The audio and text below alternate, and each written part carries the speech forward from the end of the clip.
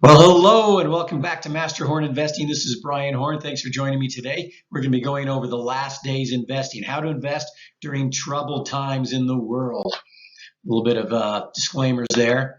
So we're going to be talking about how we can avoid losing our money, or how we can keep it safe or keep it usable during these financial troubled times, the last days. So what are the last days? Well, the last days are the time spoken of in Daniel, Ezekiel, and Amos, and Habakkuk, and other prophets in the Bible, referring to the time just before or during the time, like even during, when there's this kind of great calamities. The little horn, who's also known as the beast, comes into power and persecutes people, and you can't buy or sell unless you have the mark of the beast, stuff like that. Looks like it's cutting off some of my references there from Daniel down at the bottom. At the end of the 3.5 years of this reign of this beast, those who did not take the mark of the beast, those who did not worship the beast, stayed true to worshiping God, would be caught up and changed, as explained in Thessalonians 4:15 through 18. And then we have this another 3.5 years after this rapture time. There's going to be a great war over in Jerusalem, known as the Battle of Armageddon. There's going to be two prophets that do great miracles and kind of stop those armies for about 3.5 years. And at the end of 3.5 years, they get killed, and then they raise up three days later and rise into heaven. Okay, so what's the rapture? Well, the rapture is the time it talks about in Thessalonians. It says, "Then we which are alive remain shall be caught up together into the clouds to meet the Lord in the air, and so we shall ever be with the Lord." This is talking about this rapture time, taking us off during even the greater tribulation during those last battles. So here are the questions, like, well, one, what are we preparing for? Like, when does this begin? Is it 50 years off? Is it 100 years off? Is it 10 years off? If we don't have any idea, then yeah, that's not really going to help us. But if we have an idea of when things are going to happen, or potentially, then we can have a better idea of where to prepare, how to prepare, where to put our money, and what kind of things to invest, and how to prepare for these troubled times. So when will all this start? Well, the fourth beast basically is this fourth kingdom, which comes to earth and on the earth here. And during this time, there's this guy known as the little horn, or the beast, that comes into power, speaks great flattering words, actually gets mortally wounded and then healed, creates an image, and the image basically comes alive. And we're all told to worship this beast. And if we don't, and we don't take the mark of the beast in our foreheads and so forth, then we can't buy or sell.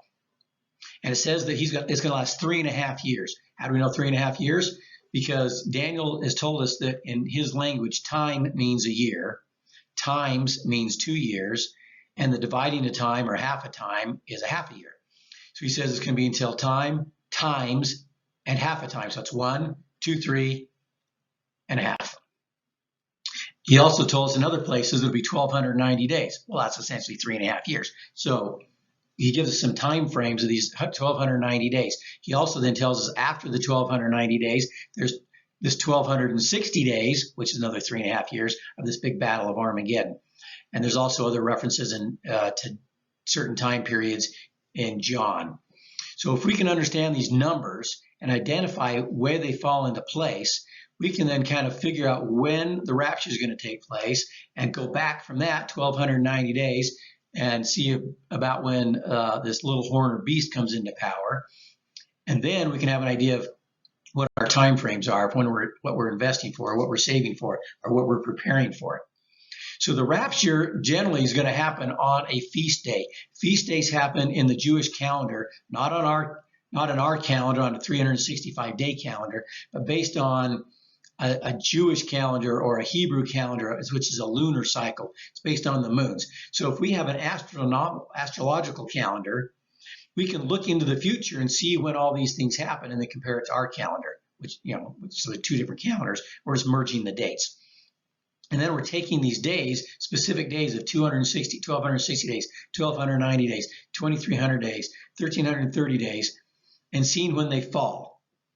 And we're told that we'll be able to know this in the latter days, because the angel Gabriel, when he was talking to Daniel, told him he was going to seal up this vision he's having until the end times. But that God would reveal the understanding of the vision when the knowledge shall be increased. Well, why is the knowledge going to be increased? Well, it's because we have things like computers that we can do this. And otherwise, we couldn't figure out an astrological calendar with a current day calendar and compare it with these days and move it around and figure out when they fall.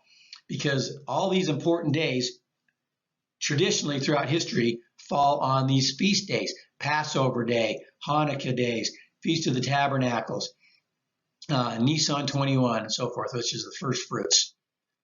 So Farrell Pickering appears to have broken this code. Using the Hebrew calendar and the feast days, Farrell looked into the future and came up between 2020 and 2070 to see if there's, using these days of like 1290, 1260, and so forth, and they have to all move around because every year they're kind of like different days on the calendars, so they wouldn't fit.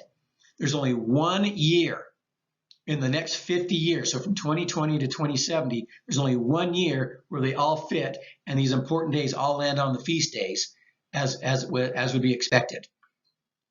So using Sunday, April 13th, 2031, as the day of rapture, which is Nisan 21, which is also the day of the first fruits, which also would have been the day Jesus was resurrected. This would be the day of rapture, when people are caught up. So it's the only time in the next 50 years that these dates work out. So using these days, we can figure out when the little horn comes into power. So basically, if we take over here the April 13th, 2031 would be the day of rapture. Backing up 1290 days, we come up with Friday, October 1st, which is the Feast of Trumpets, another important day. October 1st, 2027. That's the day that the little horn or the beast should come into power, a little less than 5 years from now. We can also figure out that there's a date that's given by Daniel of 2,300 days prior to this rapture day, or prior to the ending of that little the beast, the little horn. 2,300 days prior to that, there's a the Jews will start doing offerings again on the mountain, and so essentially that's where the Dome of the Rock is right now. So something's going to happen between now and December 25th, 2024, only 2 years away, that might remove that Dome of the Rock or change things so that the Jews can then do their offerings again on the mountain. So that starts 2,300 days before the rapture time. All these dates fit perfectly in these time frames, because that not only is Christmas for us, 2025, it is the day of the Feast of Dedication during Hanukkah in that year, 2024. So if we have this Feast of Dedication, I also find this kind of interesting. This is also the time between the next presidential election, when the date when we elect a president in November, and they're inaugurated in January. Something could easily happen. And if you've ever followed Ezra's Eagle, they expect something during that time frame as well. So clearly these dates are all kind of combining together and supporting one another. So we have 2 years before things start to change more dramatically. During these 2 years, we'll get more and more problems, as we'll be talking about with the digital dollar and facial recognition everywhere we go from this 5G. But essentially, you have 5 years until October 1st, 2027, for that beast comes into power, and we have much more difficulties. So we see the writing on the wall of all these changes happening. One with the digital currency. A digital currency is sort of like a cryptocurrency, but a cryptocurrency is an open source. It's more of a public thing.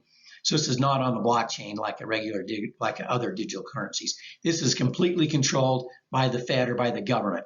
They have complete control over the money.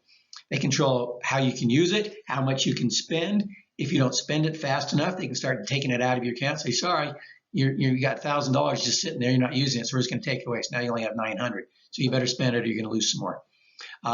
Let's say that they only allow you to spend $100 a month on gas per person. Well, as soon as you spend your $100, boom, you can't buy any more gas.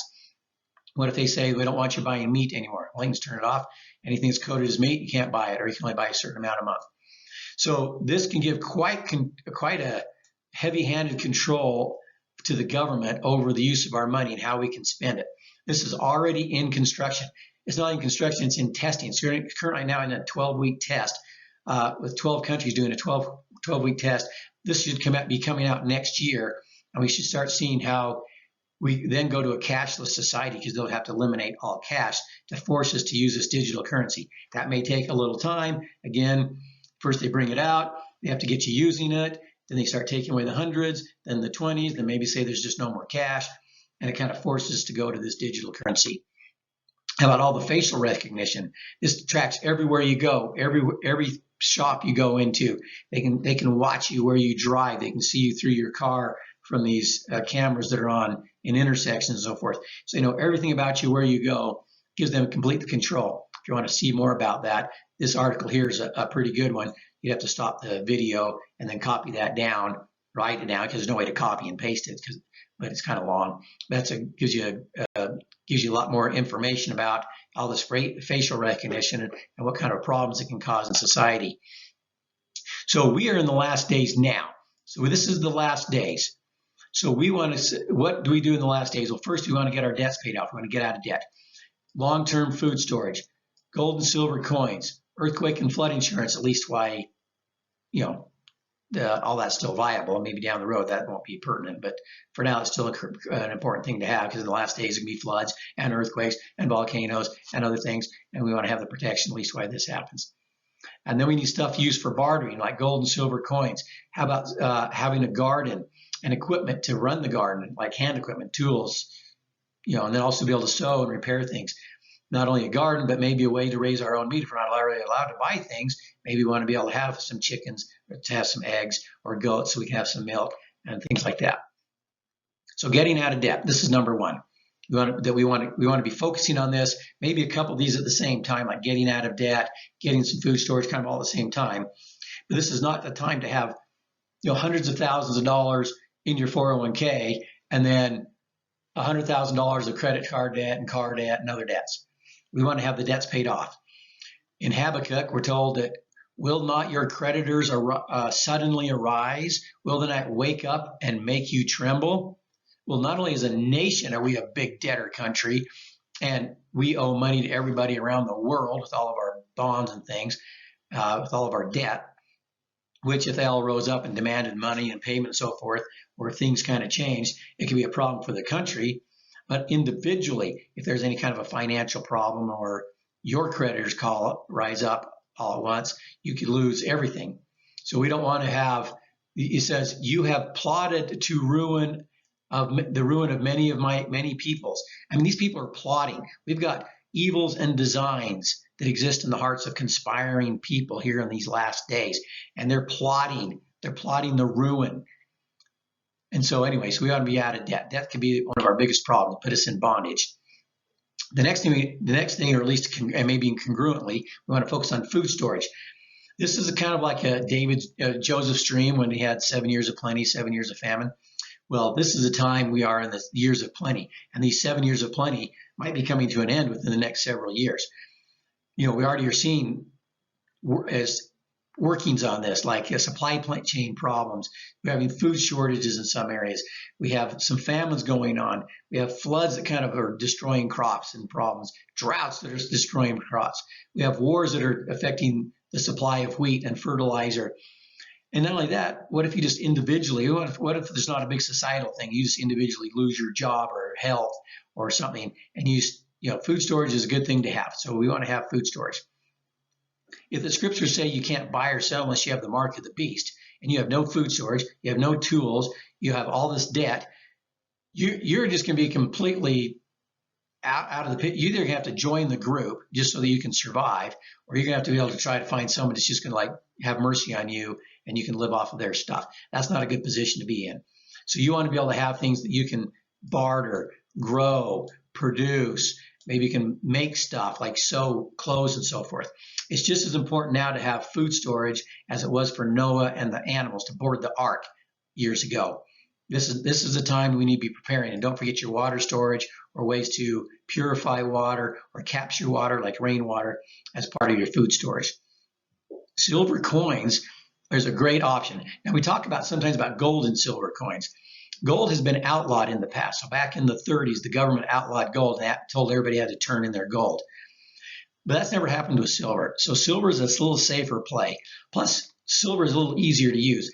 Even if silver goes up in value, it's a lot easier to take a coin that's worth $100 or $200 and trade it for things than it is to have a gold coin that's worth $3,000 or $5,000. I mean, that's a big amount to have to be trading with somebody. So silver is a lot more useful.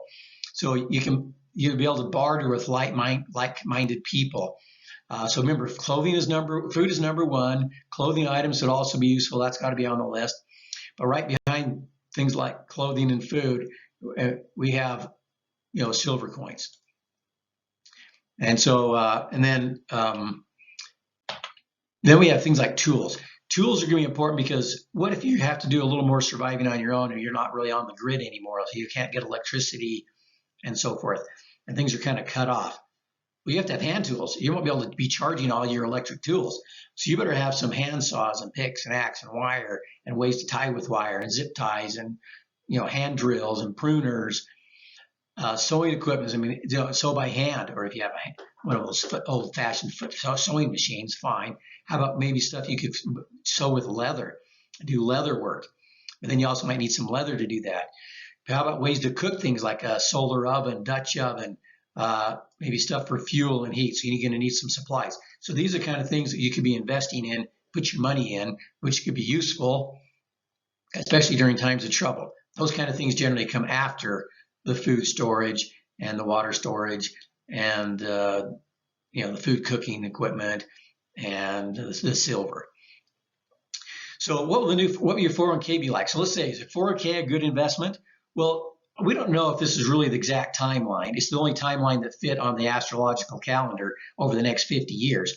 Well, let's just say that all the stuff doesn't happen on the feast days like we expect, like in this model. And so things don't happen for maybe 10 years instead of 5 years. So if they didn't, you still want to have your debts paid off and your food storage, because you're still going to have to be in that situation. So it's just 5 years. It's just 5 years delayed. Well, what about your 401k? Well, your 401k is useful if you're going to be retiring right now and if things are going to be prolonged for 5 or 10 years and you might still have access to the 401k. But it's not the place you want to add to. So if you already have a 401k, just stop adding to it. If you don't have one yet, it's probably not the time to add to it. Do the other things first. Then if you get the rest of your house in order and you want to add to the 401k, fine. Because even if it goes under, you still have all this other stuff to fall back on. But let's look at the 401k. If they change to this new digital dollar, even if your 401k is in stocks and bonds, it still has to be changed to the digital dollar to get your money out. So then it gets transferred to a bank and you're able to get your money out. Maybe if they let you, if you're part of the system, this kind of stuff. So again, this is kind of that's still at risk because you still have to be able to get your money somehow. It's just a bunch of paper numbers right now. It's just a bunch of digits. What if the government decides to go to they've been talking about getting a universal income, giving everybody a monthly check. So they do away with Social Security, they do away with food stamps, do with all stuff. Everybody just gets these monthly checks, which is enough to survive on. Then if you work, you'll be able to make some extra money. But if you have this universal income, the government's going to say, well, you don't need your pension. You don't need your 401k. We're just going to absorb all that. So that's all ours now. We're going to use that to help make all this universal income payment. So if you have a 401k, you could be all gone. And if you didn't have it, you still get the same universal income. So there may not be a big advantage to having a pension plan or 401k if all these things come into fruition like we're looking at, which may be possible. So a 401k can be okay if we say that, maybe things won't happen for 20 years or 30 years or 50 years. So we still need a retirement plan. But do these other things first and then then go to the 401k. So get your house in order, get your silver, get your food storage, have your debts paid off, then start saving in a 401k. How about cash in the bank? Well, it's the same as the 401k. It's just in cash already. The 401k is just in stocks and bonds, and that gets converted to cash for you to get it out. Well, if you have cash just sitting in the bank, and they go to the new digital dollar, and they convert you all over to these digital dollars, then again, you can only get it out if they let you get it out. And if you're not spending it fast enough, remember they might be able to take it from you, reduce the amount you have. or they might block you from buying certain things if they say you're spending too much money here or donating too much money to a church or something. They could cut you off. So this money, again, you need money to live on. And again, we don't know if this can go on 5 years, 10 years, 20 years. So we're assuming it might be 5 years. And so we want to get our house in order. So it'd be a little better to have things like food storage, debts paid off, and have some silver coins rather than just a bunch of money sitting in the bank. So this would be a good time to use that money and reallocate it to places that would be better used if all these other things happen sooner than later. If they don't, well, what's the bank account paying? 1/4%, 0.5% at most, where silver and gold could go up faster than that because of inflation. So it's not that you'd be in a worse position. You just may not be as liquid if it's all in cash, if you don't have all your money in cash, but that may not be the best place long term. How about houses and land? Property can be good. Property still goes up in value with inflation. Everybody needs a place to live. Everybody needs a home. So this is one of these kind of necessities of life. So land can be great. But buying land just to any house, just to have a house and have it a rental house, that might be taken from you if you're right in the middle of the city. You're better off being a little more rural if at all possible, so that you could have some more flat land that's available. Maybe you could dig a well. Maybe you could have some crops or have some animals, or maybe other people who don't have as much in your family and haven't been able to save up. They might just have to walk out and leave and come visit you. And now you're kind of helping support more people. Okay, well, it'd be helpful to have some land that everybody can work together and help raise things and grow things together. And if nothing happens, okay, well, land still goes up in value. In 10 years from now, you can be that much worse off having the land than you had in the bank or in your 401k.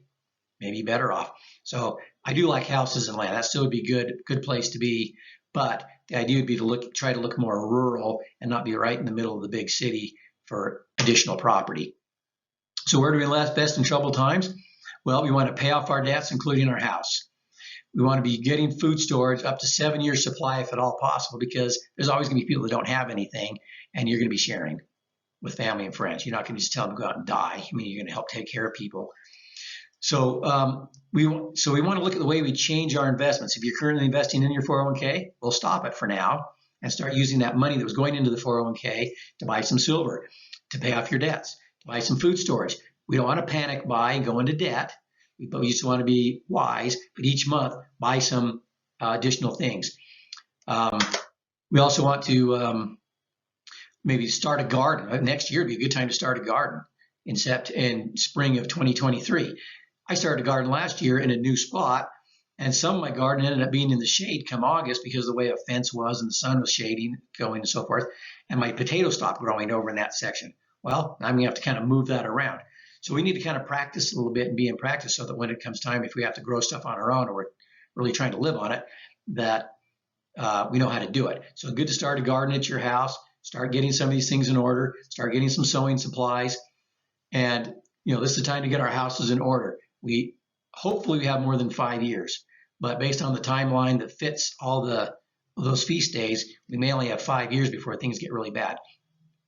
We know that, we know that the governments and the elites are moving fast to get total control of our money. They're buying up all the farmland across the country. They're controlling all the energy, and now they're coming out with this digital dollar. So, and then surveillance. I mean, we got a lot of stuff going that can move things really fast. And so if we're not ready, things are going to be tough. So remember this, remember the scripture, if you are prepared, you shall not fear. It's time to get our financial houses in order. If you like this, go ahead and pass it along to some of your friends, share it, send people emails or links, what am I thinking, text them a link. And you can also hit the like button. That helps in algorithms for other people who are looking for things like this, might be able to find it. And you can also hit the subscribe button. So in the future, if I post additional investment tips or ideas, might not be about this specific topic, but you'll get a notification about that. Great. Thanks for listening, and you have a wonderful day.